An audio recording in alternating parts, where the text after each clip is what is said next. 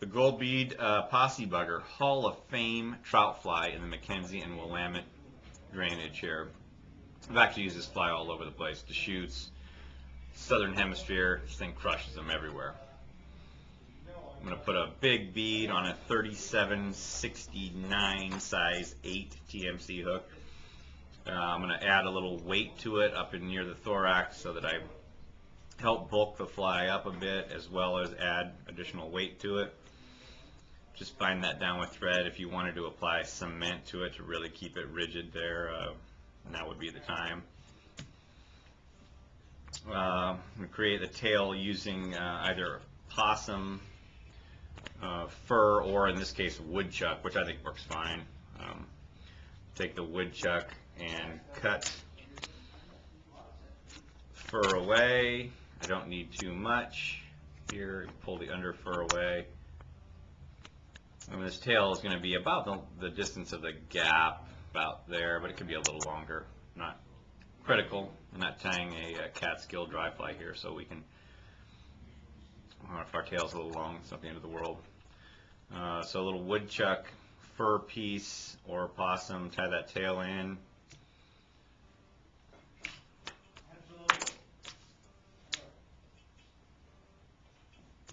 Next step is some flashabou on the tail.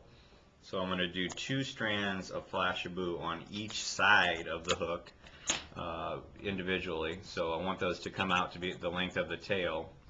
So I will do the one furthest away from me with kind of a soft wrap and direct the tail down, or not the tail but the rib.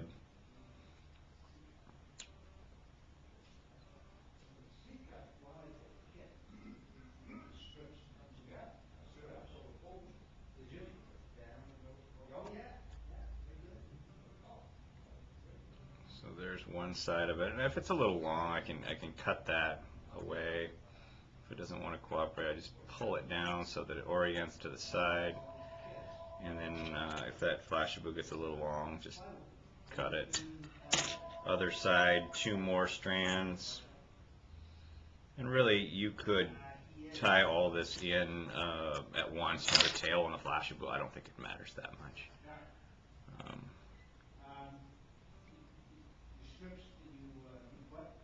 Now we're going to be on the other side for the augmenting the tail in the flash. And now we have the tail. Now one thing, the next step we're going to do, which is to do a little rib with copper wire, is going to bind this fly down. When we first ordered this fly commercially from Umpqua Feather Merchants, they didn't use the wire to bind the flashabou rib down, and we had a lot of problems with the fly blowing up after 2 or 3 fish. So I'm going to tie that copper wire in, and the next step is to tie a couple strands of flashabou in as a rib additionally, 2 or 3 on this one with a big fly especially.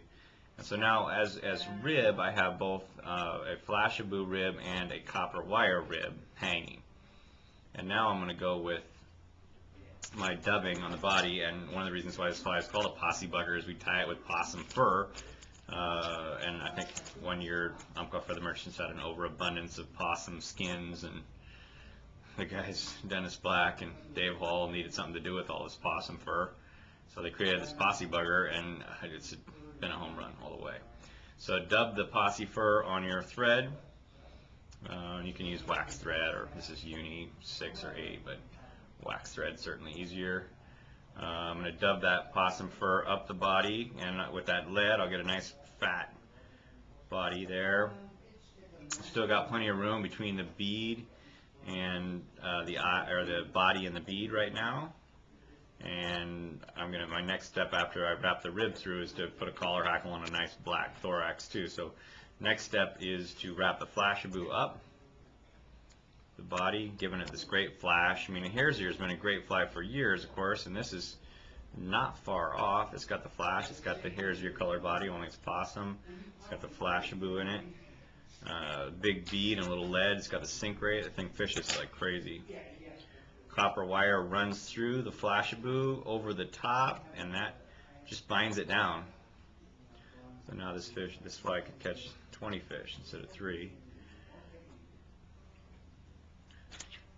Got that copper wire away. Now I'm ready for a little partridge, a hackle collar, and don't want it to be too long, so a short feather here. I don't need much here really, just a couple of wraps. Prepare that partridge feather by stripping away the fluff, if you will, on the bottom, and then exposing the tip. And that's really all I need. A couple wraps there is going to work fine. Tie that in.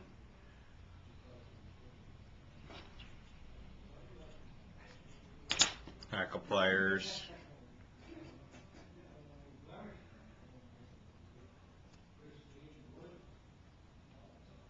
And if this partridge gets a little wacky on you, just work with it as you turn it and force it the direction that you want it to go. Just a couple wraps really is all I need. Back to the tail as a maximum length. And now I am going to kind of grab all those fibers and wrap over the top, forcing that back there. And I've still got quite a bit of room. And I think one of the critical parts of this fly, and one of the reasons why it fishes so well for a caddis, pupa or cased caddis, is this last step, which is this black dubbing, hare's ear or hairtron black dubbing. And this, I'll need to sort of bulk this up in order to fill this gap between the partridge and the bead. And so it may take 2 or 3 runs of dubbing, and I can also just kind of capture any of those partridge fibers that didn't cooperate with me earlier, and that's going to pin those down, and that's where I want them. I want them pinned down, not undulating position way out here where a soft hackle we'd want movement. This fly's going to get down, and the partridge adds to it, but I don't think the movement of the partridge is as critical. So bulk that black head up, force that right up against the bead. And then I'm going to get in there tight right behind the bead and whip finish the fly off, and I'm there. Now this bead might be slightly big, but it's okay. It really does work. In the 8s and 10s, I think the big bead's great. You can fish this fly all the way down to a 16, and that's the finished Possie bugger. Fantastic fly.